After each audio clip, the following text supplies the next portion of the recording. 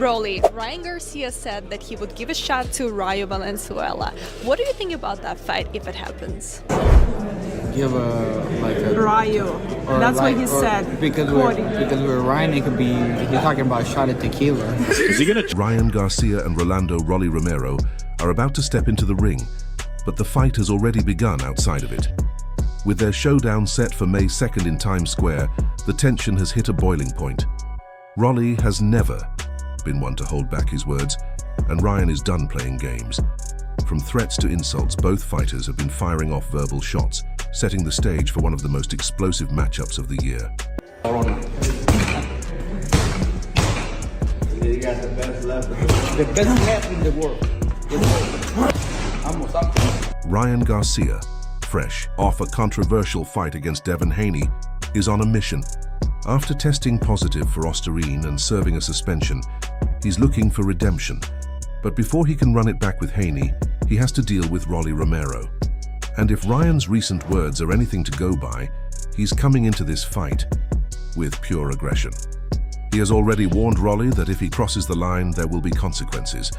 "Rolly, I'm gonna let you know through this tweet, and I hope you understand this clearly," Ryan wrote. "I'm not taking you lightly at all. I'm coming with some real fucking anger, and I'm sorry it has to be you. That wasn't just a warning, it was a declaration of war."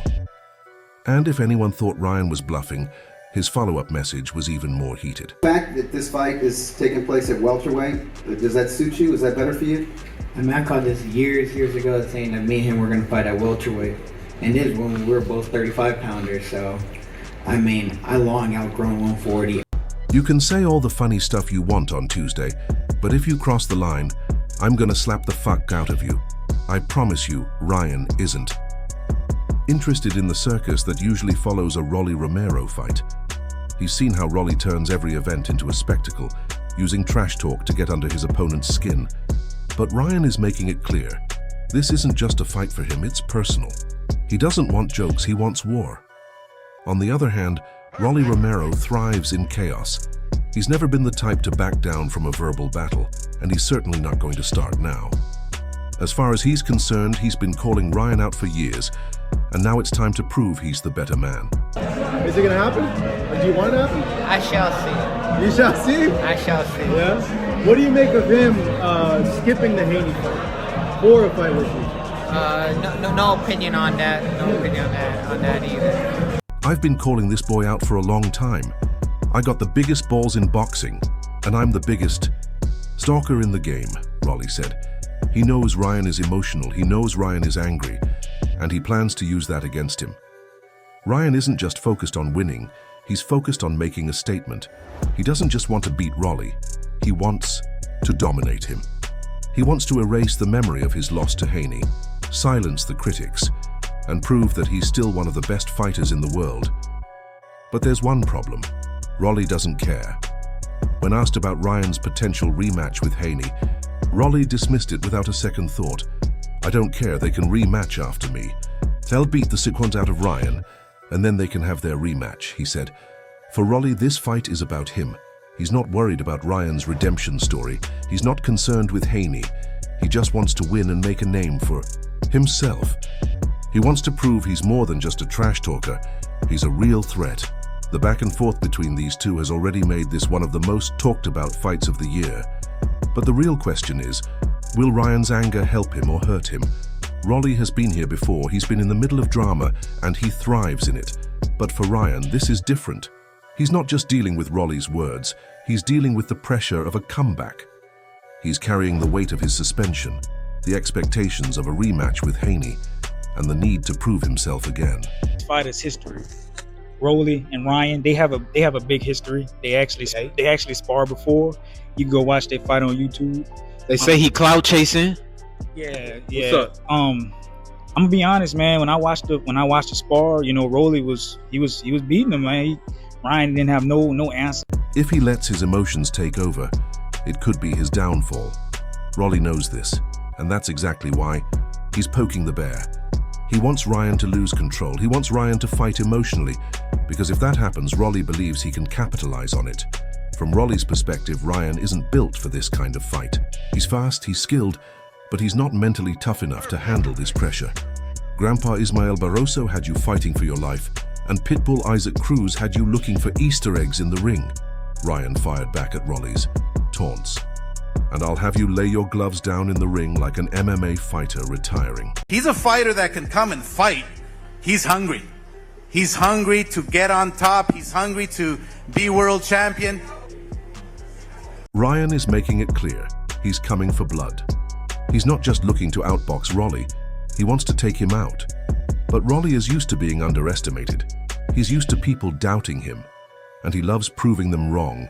For all the insults and threats, the truth is, this fight could go either way. Ryan is the better boxer. He has the speed, power, and skill to win. But Rolly knows how to make things ugly.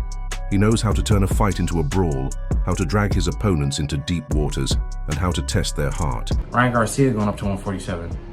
I'm not going to say, I think he's going to be fast. I'm not sure if his strength is going to translate to 147. It went with him to 140, but that doesn't mean it's going to go with him to 147. One thing is undeniable. Ryan Garcia's left hook isn't just a weapon, it's a career ender. Fighters know it's coming. Trainers warn their guys about it, yet they still get wrecked by it. It happened to Devin Haney, a so-called defensive genius, and now Rolando "Rolly" Romero is next in line to test his luck. Let's be honest, Rolly doesn't have the skills to avoid that shot. He's reckless, his defense is weak, and he walks into punches like he's collecting them for a scrapbook. This fight is only happening because he talks loud enough to convince people he belongs. But when that hook lands, the hype is getting exposed. Rough sparring, I guess, but he continued to use that sparring to, kind of boost up his career. It's just sparring. We're going to see in the What's wild is that Rolly doesn't seem to care. He's acting like Garcia's knockout power isn't real, like Ryan is going to show up to Times Square and just play patty cake. But there's a reason why Devin Haney, a fighter once seen as the future of the sport, was reduced to survival mode against Garcia. That left hook shattered all the illusions about Haney's so-called dominance. People don't want to admit it, but Devin was exposed in a way that can't be undone. His fans spent years pushing the idea that he was some untouchable ring general, yet Garcia made him look like a regular fighter. That's the truth. Nobody wants to say out loud. Rolly Romero and Ryan Garcia would be an amazing fight, Me and Ryan sparred way back when, we sparred twice, and there's always, it's going to be, that fight will sell out. I know that fight will sell out. That's one. And if Haney couldn't handle that left hook, why would Rolly? Romero has already proven he doesn't react well to power.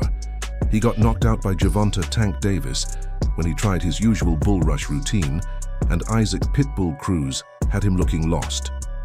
The only reason Rolly is still around is because he somehow ended up with a belt, and Turki Al Sheikh saw value in throwing him into this circus. This is entertainment, not sport, and Rolly is playing his part, loud, ridiculous, and ultimately disposable. He's the villain getting fed to the lions.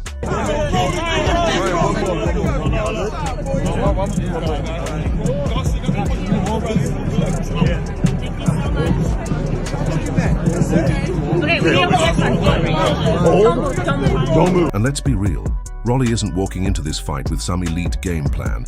He's a wild puncher who lunges forward like a guy playing Street Fighter on a broken controller. That works against certain opponents, but against Garcia it's a disaster waiting to happen. If he rushes in, that left hook is going to send him into another dimension. If he tries to box, well, that's not happening because Rolly doesn't actually know how to box. He's a brawler, and that's why this fight is a setup for a brutal finish. Now, the real controversy isn't whether Rolly will survive. He won't.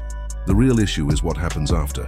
If Garcia knocks him out in 2 or 3 rounds, does Devin Haney really deserve a rematch? Me cierro, como lo he dicho, yo aquí estoy para pelearle ahora en 140 y demostrarle que estamos igual de fuertes o más fuertes que en 135 y también callarle la boca. I'm not about to dodge Ryan Garcia. I'm ready to fight him on 140. Haney barely survived the first fight, and Garcia made it clear he was the superior fighter. But boxing politics don't work on logic. They work on money. Turkey wants that rematch, and when Turkey wants something, it happens. The problem is, if Haney and Garcia fight again, it'll be another one-sided affair. Haney isn't going to magically develop knockout power overnight.